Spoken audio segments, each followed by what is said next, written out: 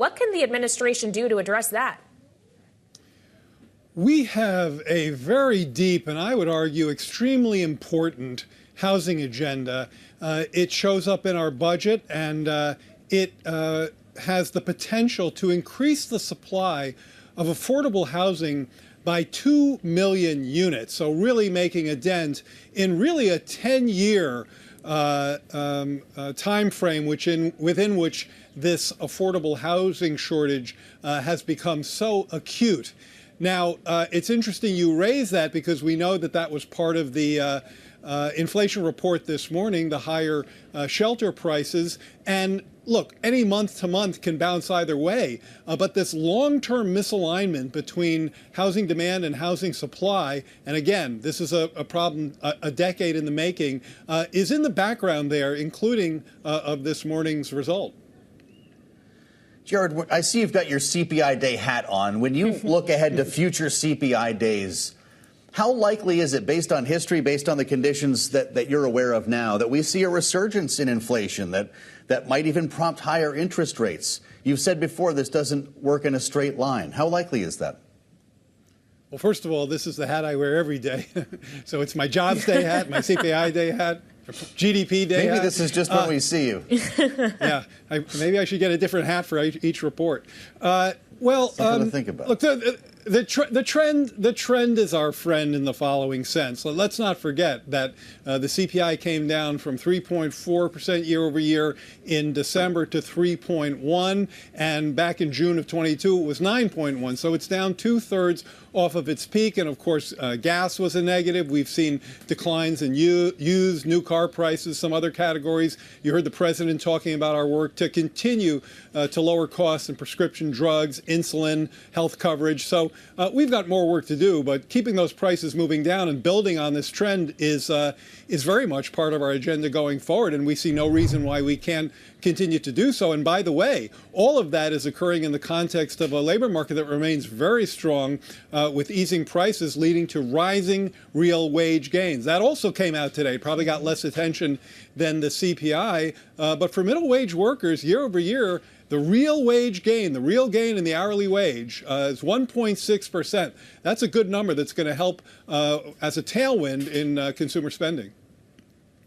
So let's talk about the labor market, Jared, because I know you won't comment directly on Fed policy. You're not going to weigh in on when the Fed should cut. The market, though, now thinks those cuts potentially are going to come significantly later, perhaps as late as July. If policy stays this tight for the next 5 months, what happens to the labor market over that time?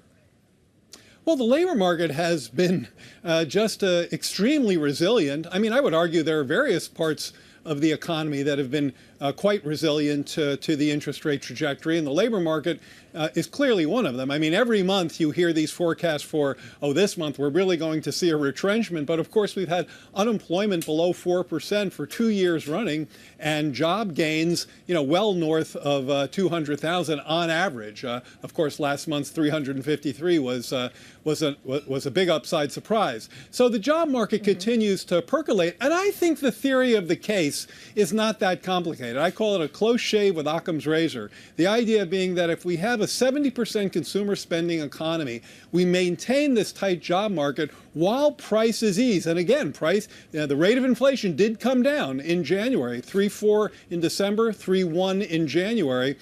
Real wage gains, that helps to keep that growth motion going forward from the perspective of the job market and consumers.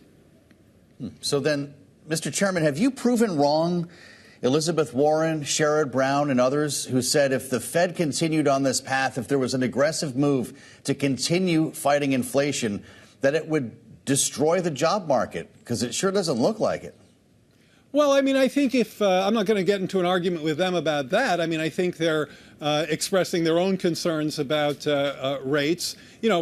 As you know, we're not going to comment on Fed monetary policy. What we're doing is trying to keep our heads down and keep that job market going strong while we do all we can to help lower costs. It's that simple. I'm not going to get into fight about interest rates with anybody on either side of that issue. What I'm going to do is try to enact the president's agenda to keep costs going down. Now, we talked a little bit about the cost of insulin, the cost of health care, lower prescription drugs. What we haven't said enough about, you mentioned at the beginning, is housing and child care.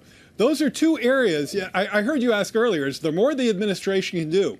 Well, we have very ambitious plans to lower the cost of housing, to boost the supply of affordable housing, because that is the key intervention point when it comes to housing. Increasing the supply of affordable housing. For 10 years now, building affordable housing just doesn't pencil out the way we need it to be. So we have plans, the low-income housing tax credit. We have plans in terms of investing in neighborhoods and homes and rehabilitation. Same thing with affordable child care. So this is some really important unfinished business that can make a real difference to working families.